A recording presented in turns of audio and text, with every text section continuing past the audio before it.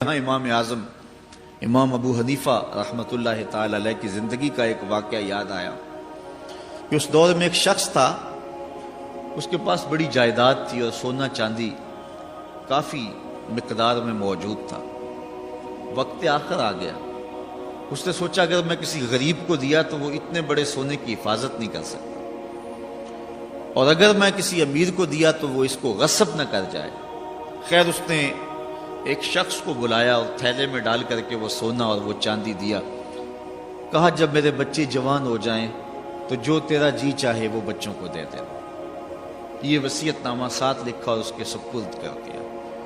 عرصہ گزرنے کے بعد جب بچے بلوغت کی دہلیز پہ قدم رکھتے ہیں تو وہ 10-20 لوگوں کو بلاتا ہے اور ان کے باپ کی وصیت پڑھ کے سناتا ہے کہ ان کے باپ نے مجھے یہ سونا اور یہ چاندی دیا تھا اس تھیلے میں ڈال کر کے، اور کہا تھا جب بچے جوان ہو جائیں تو جو تیرا جی چاہے بچوں کو دے دے۔ اس نے وہ سونا چاندی خود رکھ لیے اور خالی تھیلا بچوں کو دے دیا۔ اب سارے کہتے ہیں کہ یتیموں کے ساتھ ظلم ہوا ہے، لیکن قاضی کی عدالت میں جائیں تو وہ کہتے ہیں باپ کی وصیت ہی ایسی تھی، میں کیا کر سکتا ہوں۔ علماء سے پوچھا تو کہا ہوا تو ظلم ہے بچوں کے ساتھ، لیکن باپ کی وصیت ہی ایسی تھی۔ چلتے چلتے بات امام الائمہ سراج الامہ حضرت امام اعظم ابو حنیفہ تک پہنچی۔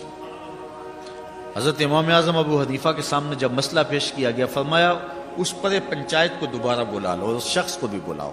بلا لیا گیا، بچوں کو بھی بلا لیا گیا۔ کہا ان کے باپ کی نصیحت پڑھو۔ نصیحت پڑھی اس نے کہ مرتے ہوئے ان کے باپ نے مجھے یہ تھیلے میں ڈال کر کے سونا دیا تھا اور کہا تھا کہ جب بچے جوان ہو جائیں تو جو تیرا جی چاہے وہ بچوں کو دے دینا۔ تو میں نے تھیلا ان کو دے دیا ہے اور سونا میں نے خود رکھ لیا ہے۔ تو حضرت امام اعظم فرمانے لگے کہ وصیت دوبارہ پڑھو نا۔ اس نے وصیت دوبارہ پڑھی تو اس نے کہا جی ان کے باپ نے مجھے کہا تھا کہ جب بچے جوان ہو جائیں تو جو تیرا جی چاہے وہ بچوں کو دے دینا۔ تو امام اعظم فرمایا کہ ان کے باپ نے کہا تھا جو تیرا جی چاہے وہ بچوں کو دے دینا۔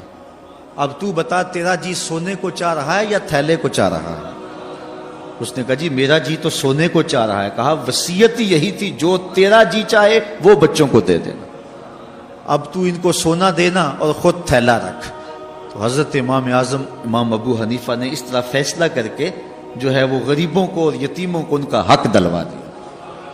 تو فرمایا لن تنالوا البر، تم اتنی دیر تک نیکی کو نہیں پا سکتے حتی تنفقوا مما تحبون، جب تک اس کو خرچ نہ کرو جس کو تم خود چاہتے ہو، جب تک اس سے خرچ نہ کرو جس کو تم خود چاہتے ہو۔ جو تم اپنے پاس رکھنا چاہتے ہو اس سے کچھ حصہ خرچ کرو گے تو پھر تمہیں نیکی ملے گی۔